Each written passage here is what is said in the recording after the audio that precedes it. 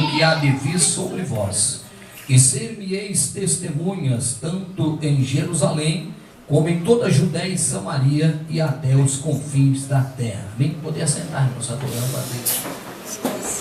Queremos, irmãos, agradecer a Deus pela oportunidade que Ele nos tem proporcionado de estarmos aqui junto com os irmãos.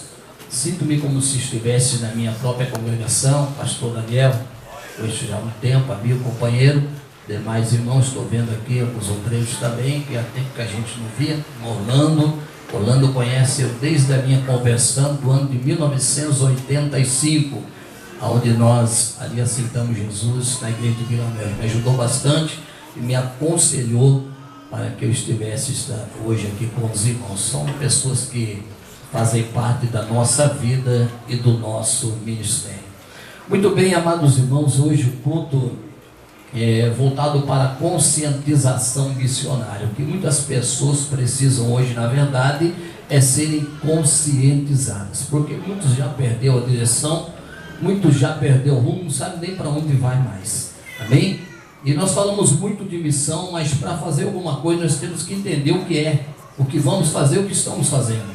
Ninguém pode fazer uma coisa e não sabe. Você, quando uma pessoa levantar uma casa, não entende nada de alvenaria, não entende nada de pedreiro, não sabe fazer, como é que ele vai fazer? Assim também é a obra de Deus. Jesus, ele sempre se preocupou em levar os seus discípulos ao estado, irmãos, de aprendizagem, para que eles pudessem, primeiramente, entender que eles deveriam ser inteiramente dependentes dele. Isso deixou bem claro no Evangelho segundo escreveu João, capítulo 15, no versículo 5, ele diz: sem mim vocês não podem fazer nada.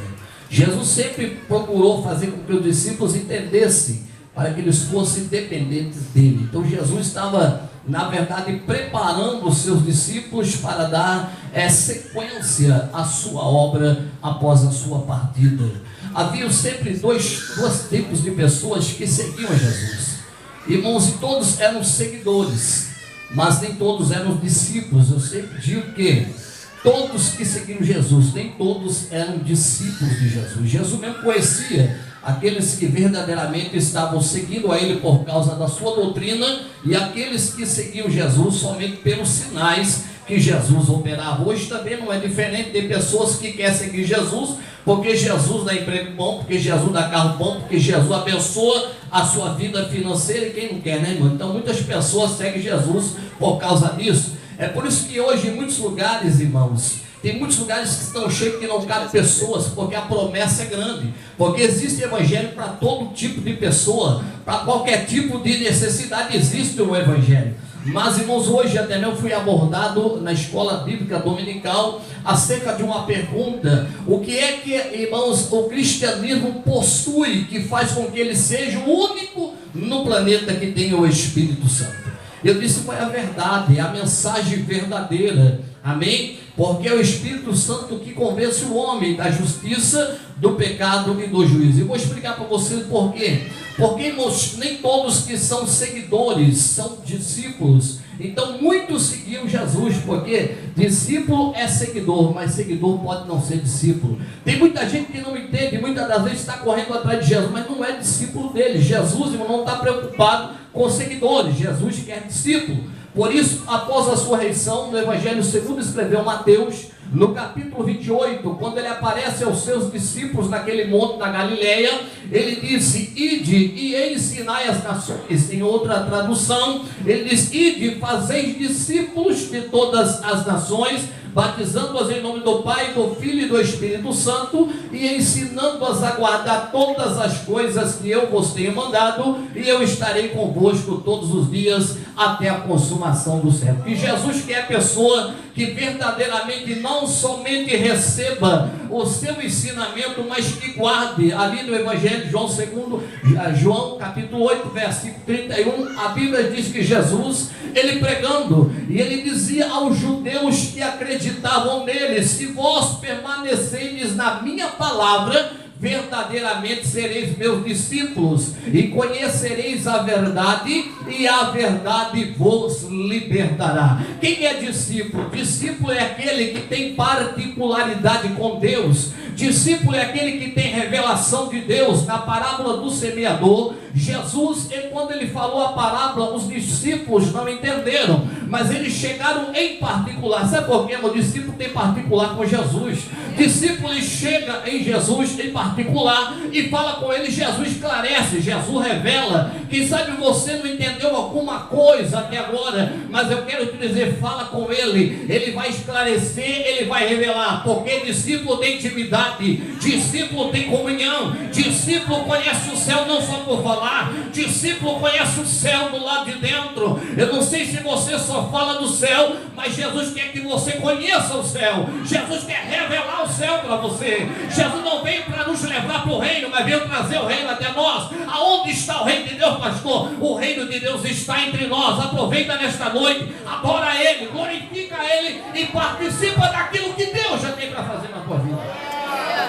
Aleluia. Mas quando Jesus ele expõe a parábola, os discípulos não entenderam, mas Jesus disse: olha, a vocês é dado conhecer os mistérios do reino do céu. Discípulo conhece mistério, discípulo tem revelação, porque ele tem intimidade, tem comunhão com Jesus. Por isso que Jesus, ele quer fazer discípulos. E Jesus, irmãos, ele levantou uma igreja. Nós temos que entender, como eu disse, o que é missão? Por que Jesus constituiu essa igreja? Porque Jesus me salvou, porque Jesus salvou você. No ano de 1985, eu estava perdido no tráfico, na bandidagem, sem Deus, sem esperança de ter uma família, um lar. Hoje eu tenho um lar, tenho uma casa, hoje eu tenho um carro, hoje eu tenho uma família, mas eu não tinha esperança. Mas quando eu vim para Jesus, Jesus realizou na minha vida aquilo que para mim era impossível. Então, irmão, o que Jesus quer fazer na vida do ser humano? O que é impossível, aquilo que eu não posso, aquilo que você não pode fazer. Quem sabe entre nós há pessoas que estão passando por um processo em que você vê algo impossível na tua vida, mas quando Paulo escreve a Timóteo na sua segunda carta, a partir do versículo 13 do capítulo 2, ele diz que para Deus nada é impossível, né? Se nós formos infiéis, ele permanece fiel, ele não pode negar-se a si mesmo. Então cumpre-se aquilo que diz a Bíblia, que para Deus nada é impossível. E eu digo, irmãos, que o motivo de nós estarmos aqui hoje não é porque nós permanecemos fiel, mas é porque ele permanece fiel. Você errou, eu errei, mas ele não errou, ele não falhou, e a palavra dele tem se cumprido na minha e na tua vida. Se eu fosse você, levantava a mão e dava um brado de glória, porque ele merece. Então, se eu estou aqui, não é porque eu fui bom, nem porque eu sou bom, mas é porque a bondade de Deus tem me acompanhado todos os dias da minha vida. Mas, pastor, o que é missão? Missão é uma incumbência, missão é uma responsabilidade, missão é um compromisso, missão é uma tarefa a ser executada, que é dada a alguém. E olhando para isso, então, o que é missão e para quem é missão? Olha lá para o Evangelho segundo escreveu Marcos, capítulo 16, e o versículo de número 15, é onde Jesus disse: ide por todo o mundo e pregai o Evangelho a toda criatura. Então, esta tarefa, esta missão é a todos quantos já se chegaram a Jesus, já receberam Jesus na sua vida, já desceram as águas, tão firmados na fé. Ele tem este compromisso, esta tarefa, esta responsabilidade de pregar o Evangelho. Mas o que é o Evangelho, pastor? O Evangelho é a boa nova de salvação. E muitas pessoas, irmão, não têm isso. Sabe por quê? Porque não pregam o Evangelho. Quando olhamos para Pedro, irmãos, aquele homem que lá no horto, ele arranca a sua espada e corta a orelha do servo do sumo sacerdote. Procura ali quase destruir um sonho. Aquele moço, quem sabe, ia se formar a ser um sacerdote, mas não podia mais, perder a orelha, estava deficiente, já não tinha mais jeito. Mas Jesus vai lá e coloca a orelha no lugar. Jesus não veio para desfazer o sonho, nem o projeto, nem o plano de ninguém. Jesus veio para realizar, Jesus veio para construir, Jesus veio para levantar. E quem sabe nesta noite você está aqui precisando de alguma coisa. Eu quero dizer para você que o Jesus que nós pregamos é aquele que constrói, é aquele que faz, é aquele que realiza. Pois a Bíblia, ela começa no livro do Gênesis, capítulo 1, versículo 1, diz que no princípio criou Deus o céu e a terra. Quando cria, passa a ter existência, passa a ter origem. Então servimos e adoramos ao Deus que cria, ao Deus que faz, ao Deus que realiza. E Ele está aqui, não sei se você não sentiu ainda, mas Ele está aqui para realizar na tua vida aquilo que você ainda não viu, mas Ele pode fazer aparecer nesta noite. Se você acredita, adore a Ele, glorifique o nome dEle. E aquele Pedro que lá no morro, ele age desta forma. Irmãos, quando ele está no cenáculo, ele recebe na sua vida a unção de Deus, a virtude do Espírito Santo, a sua primeira mensagem. Ele ganha quase 3.000 almas. Mas qual foi o propósito da mensagem? Qual foi a essência da mensagem de Pedro? Jesus. Pedro não falou nada mais, nada menos, não sei de Jesus. Ele disse: aquele Jesus, aquele a quem vocês crucificaram, é Ele que opera esta maravilha hoje na frente de vós. Então a essência do Evangelho é anunciar Jesus Cristo, é pregar Jesus às nações. Irmãos, quando olhamos para a antiga aliança, as 12 tribos, elas representavam o povo de Deus na antiga aliança, e Jesus escolhe 12 apóstolos para representar o seu povo na nova aliança, e Jesus escolhe mais 70 para representar todas as nações que deveriam ser alcançadas pelo poder do Evangelho. Meus queridos e amados irmãos, então Pedro, quando ele prega a sua primeira mensagem, o seu primeiro sermão, ele ganha quase 3.000 almas. Porque o que ele fez? Ele não pregou nada mais, nada menos a não ser o nome de Jesus. Então toda mensagem deve se chegar a Cristo, toda mensagem tem que ter como alvo anunciar a Cristo. Por isso Jesus, ele constitui a sua igreja para dar sequência à sua obra e para anunciar o seu nome entre as nações. Amados e queridos irmãos, quando nós olhamos para o livro do Atos dos Apóstolos, capítulo de número 13, a Bíblia diz que lá em Antioquia havia uma igreja. Esta igreja, ela era movida pelo Espírito Santo, era uma igreja revestida do poder de Deus. A Bíblia diz que lá havia doutores, lá havia mestres, lá havia profeta. O que está faltando hoje, irmão, é estas qualidades no meio da igreja. Sabe por quê? Porque a Bíblia diz que eles estavam orando e eles estavam jejuando e buscando a Deus. Não era de qualquer maneira, irmãos. A igreja que está envolvida realmente com a obra de Deus é uma igreja que ainda ouve a voz de Deus, é uma igreja que ainda ouve a voz do Espírito Santo. Mas hoje vivemos uma individualidade em que as pessoas se preocupam com si próprias. Eu estou bem, não me importa como estejam os outros. Não, Jesus não quer uma igreja desta maneira. Mas a Bíblia diz que eles orando e jejuando ouviram uma voz que dizia: apartai-me a Saulo e a Barnabé para a obra que eu vos tenho chamado. Porque a igreja, irmão, que é movida pelo Espírito Santo, ela tem esta ação de Deus no meio dela. Eu não sei se você não ouviu ainda, mas ele já falou aqui, ele já operou aqui. O Espírito de Deus já agiu nesta casa, e ele está aqui dizendo: eu não sei o que você precisa, mas eu vim para revestir a tua vida nesta noite, e você não vai sair daqui mais da forma que você entrou. Não dá para acreditar numa igreja, irmão, que prega a verdade, numa igreja que prega o Evangelho genuíno, que não haja manifestações de Deus dela. Não, irmão. As pessoas estão acostumadas hoje simplesmente a participarem de culto. Eu me lembro ainda no ano de 1985, quando nós cantávamos na mocidade. Irmão, sou novo, não sou velho não, hein? 1985 foi pouco tempo atrás, não faz muito tempo não. E nós, irmão, todo dia, quando tinha culto de jovem, eu passava o dia todo evangelizando. Enquanto não levasse um jovem para a igreja, não ficava contente. sempre levava alguém. Hoje não são meras apresentações, me permita falar a verdade. As pessoas querem se apresentar, mas irmão, a igreja, ela não foi constituída para se apresentar, mas para apresentar aquele que o chamou das trevas para a sua maravilhosa luz. Nesta noite aqui, existem na verdade muitos astros que brilham, mas a luz maior é Ele, a glória é dele, o poder é dele, o louvor é para Ele. É Ele quem batiza, é Ele quem cura, é Ele quem renova e é Ele quem salva.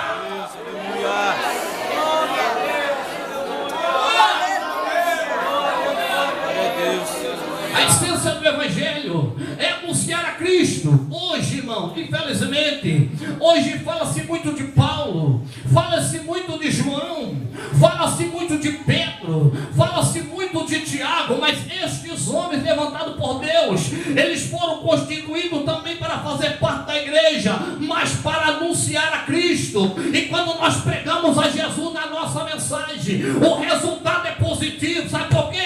Pedro não salva, Paulo não salva, João não salva, Tiago não salva, mas Jesus Cristo salva.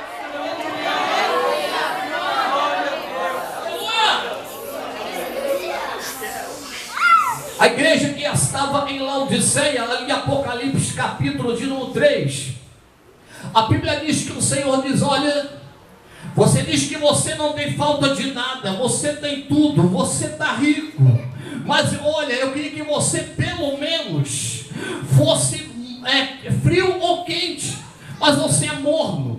Mas porque você é morno, eu vou vomitar você da minha boca. Você se esquece que você é um pobre, cego, desgraçado e nu. Então, irmãos, ele diz que aquela igreja era morna. Sabe por quê? A igreja de Laodiceia estava se associando ao ambiente em que ela vivia. A cidade de Laodiceia era uma cidade que no momento era próspera. A lã negra que confeccionava, irmão, ali as vestes, os tecidos, trazia riqueza para a cidade. As águas vinham de sistemas termais, chegava morna na cidade. A cidade estava vivendo um momento bom, um momento de riqueza, nada faltava, mas a igreja estava se associando. O perigo hoje é a igreja se associar, a igreja se igualar. Mas eu quero te dizer, a igreja do arrebatamento, ela não se associa, ela não é influenciada, ela influencia, ela busca, ela resgata, ela vai atrás, ela faz a diferença.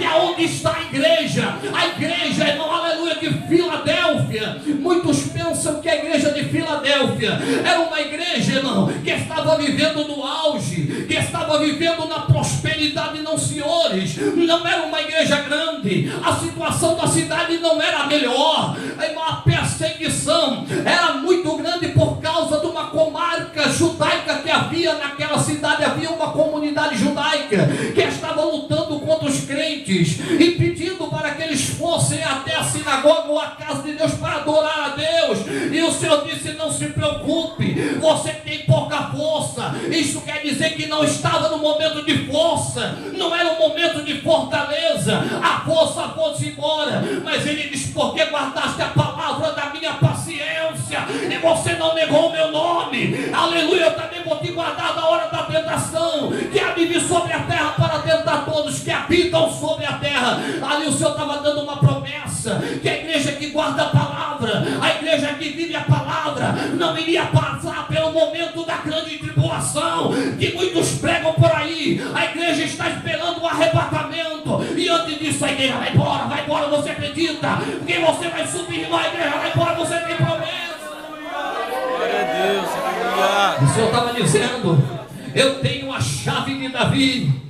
Quando eu abro, ninguém fecha, e quando eu fecho, ninguém abre. Ele estava dizendo: eu tenho acesso aos tesouros de meu Pai, eu tenho acesso às riquezas celestiais, a chave está na minha mão. Ele está dizendo para você nesta noite, você que guarda a palavra, você que vive a palavra, você que não nega Jesus nas suas atitudes, Deus tem a promessa ainda, aleluia, validada na tua vida. Levante a tua mão e dá um brado de glória e adore o nome de Deus.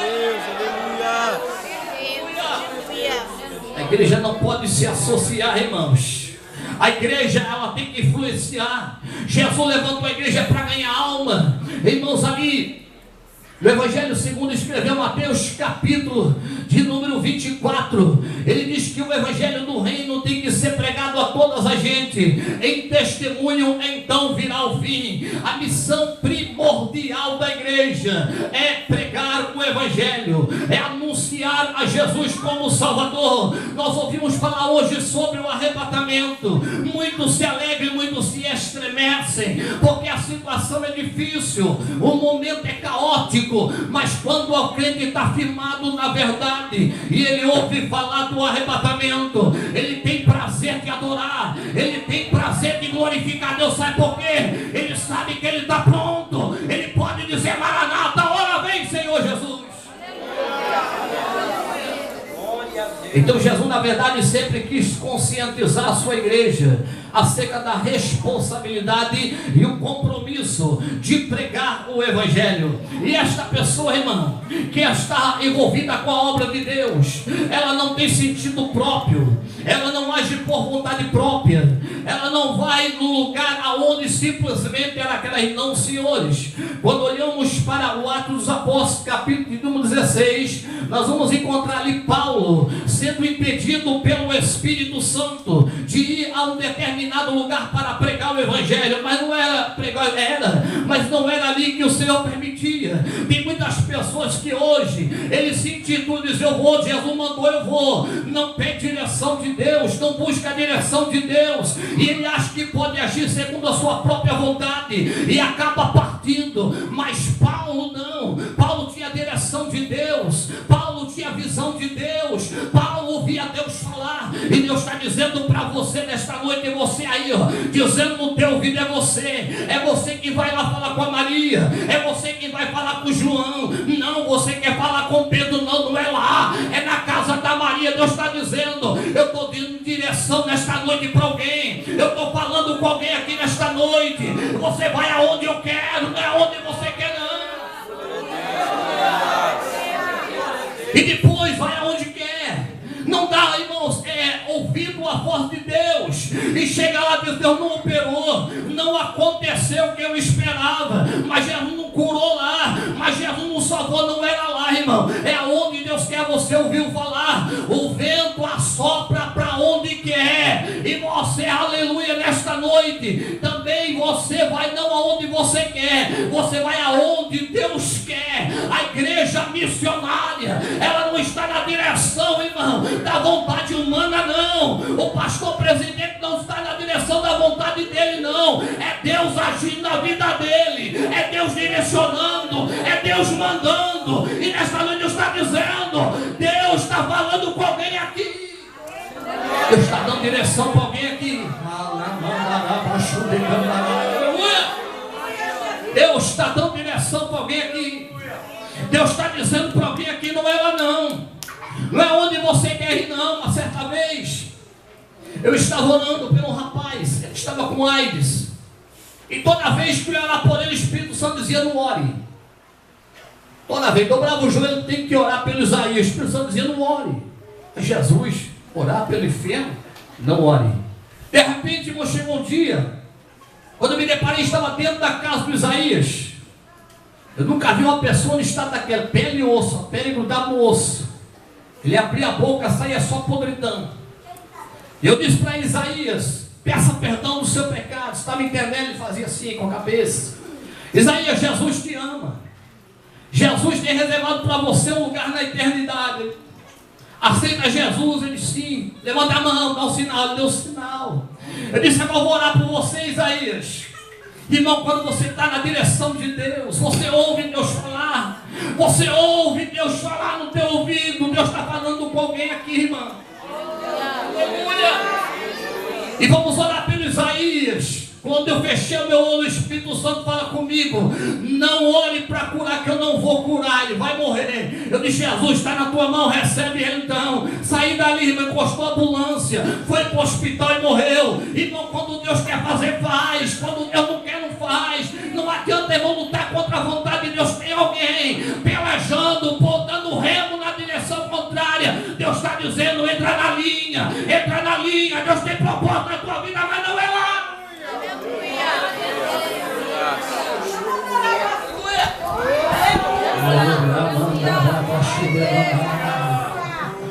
Mas a igreja, em nome de Jesus, é uma igreja avivada, é uma igreja poderosa. Mas por quê?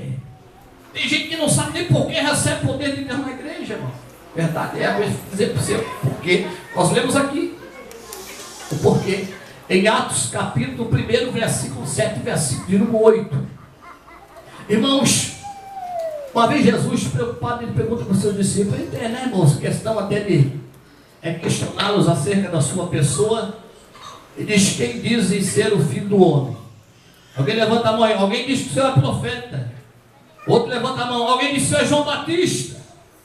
Outro diz que o Senhor é Elias. E vocês, quem diz que eu sou? Quem Jesus é, irmão? Quem Jesus é para você? Jesus olha e diz: e vocês, quem diz que eu sou? Pedro, ele toma a palavra e diz: tu és o Cristo, o Filho do Deus vivo. Oh, bem-aventurado é tu, Simão Barjona, que não tu revelaste nem a carne nem o sangue, mas sim a meu Pai que está no céu. E diz: olha, na verdade que você é Pedro, pedra pequena, mas sobre esta rocha, sobre esta pedra, eu vou edificar a minha igreja, e as portas do inferno não vai prevalecer contra ela. Por que Jesus disse isso, irmão? Quando aquelas pessoas foram até Jesus, eles entregaram a Jesus oferta: ouro, incenso e mirra. Sacerdote, profeta e rei. Jesus era rei. Ele era rei. E era costume. Todos os reis, ele tinha que fazer um conjunto de pessoas que estavam diante dele, que assistiam às leis do rei, que andavam de conformidade com ele. Tinha que ter todo rei este grupo de pessoas, este grupo de pessoas era dado o nome de eclésia. Todo rei tinha a sua eclésia, que andava de conformidade com o rei, que obedecia ao rei, que andava nas leis do rei. Este grupo era chamado de eclésia. E Jesus diz: olha, sobre esta rocha eu vou edificar a minha igreja, e as portas do inferno não vai prevalecer contra ela. Jesus estava dizendo: olha, eu sou rei, todo rei tem a sua eclésia, eu também vou ter a minha. Só que é o seguinte: as demais sucumbiram, as demais passaram com os reinos, mas a minha não. A minha pode se levantar o inferno, mas contra ela ninguém terá poder ou autoridade. Você faz parte dela, irmão? Você faz parte dela? Você faz parte dessa igreja, irmão? A igreja que tem o Evangelho, a igreja que tem a verdade que liberta, a igreja que tem o poder para transformar a vida através do Evangelho. Se você faz parte dela, levante a tua mão agora e agradeça a Deus, porque você faz parte de uma igreja que nem o inferno pode contra ela.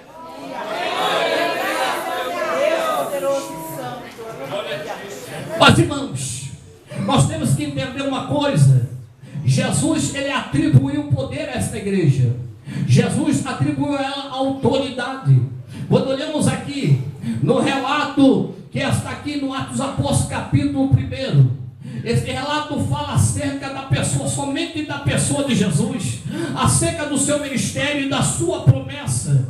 E aqui mesmo nós vemos que o escritor diz que alguém pergunta para Jesus: mas neste tempo restaurará o Senhor o reino a Israel? E Jesus responde: não compete a vós saber os tempos ou as estações em que o Pai estabeleceu pelo seu próprio poder. Versículo 8: mas recebereis a virtude. Virtude, receber, quer dizer tomar posse de uma herança. Mas recebereis a virtude do Espírito Santo que há de vir sobre vós, e ser-me-eis testemunha em Jerusalém, em Samaria, em toda a Judeia e até os confins da terra. Jesus não deu poder para a igreja, irmãos, para passar um momento de apresentação, para alguém mostrar um diferencial. Eu pego melhor que ele, eu profetizo mais que ela, eu dou mais glória que ela, eu falo mais língua estranha que ela. Não, senhores, isso são manifestações do Espírito Santo na vida do cristão que teme a Deus, que busca a Deus. Mas a finalidade de tudo isso é para que a igreja, ela pregue o Evangelho com autoridade, ela pregue o Evangelho com ousadia, porque pular é bom, porque gritar é bom, dar glória é bom, profetizar é bom, mas saia cheio do Espírito Santo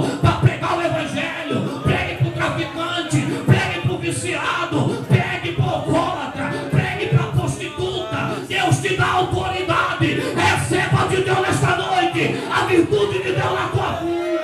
Glória a Deus, aleluia. Deus tem o poder para a igreja. Irmão, não é para que a pessoa se glorie naquilo que Deus tem dado na sua vida, não, senhores. Muitos se gloriam porque pregam bem, muitos se gloriam porque cantam bem, muitos se gloriam porque ele diz que ele é cheio do Espírito Santo. Aí eu profetizo.